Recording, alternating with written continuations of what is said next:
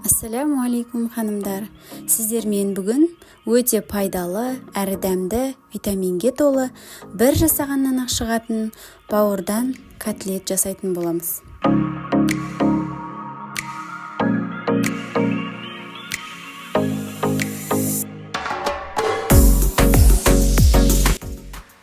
Ол үшін ең алдымен қажетті құрамды ұсақтағыштың, яғни измельчительдің көмегімен ұсақтап аламыз.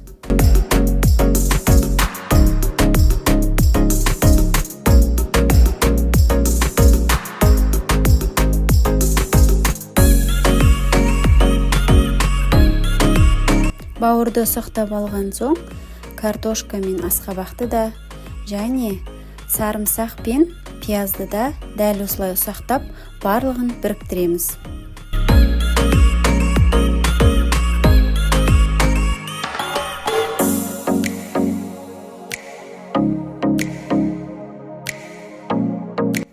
Оның үстіне 2 жұмыртқа қосамыз.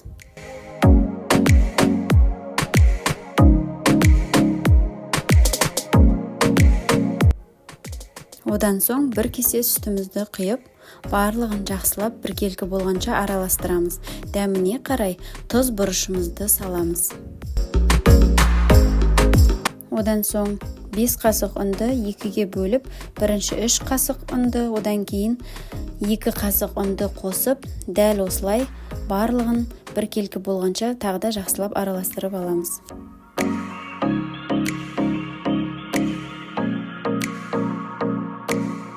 Дайын болған массаны қызып тұрған майда орташа отта 1 қасықтан сала отырып пісіріп аламыз.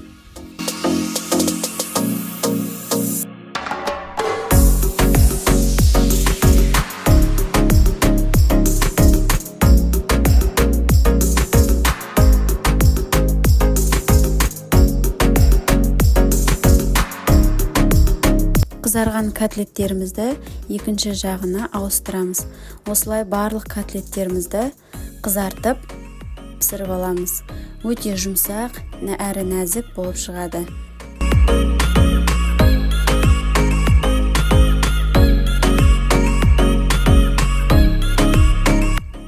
Үйдегі бар заттардан дайындауға болатын және кез келген адамның қолынан келетін котлеттерді пісіріп көруге сіздерге кеңес беремін. Отбасы мүшелеріне ұнайтынына сенімдімін. Баршаңызға ас болсын. Егерде рецепт ұнаса, каналға тіркеліп, лайк басып, комментарий қалдырыңыздар.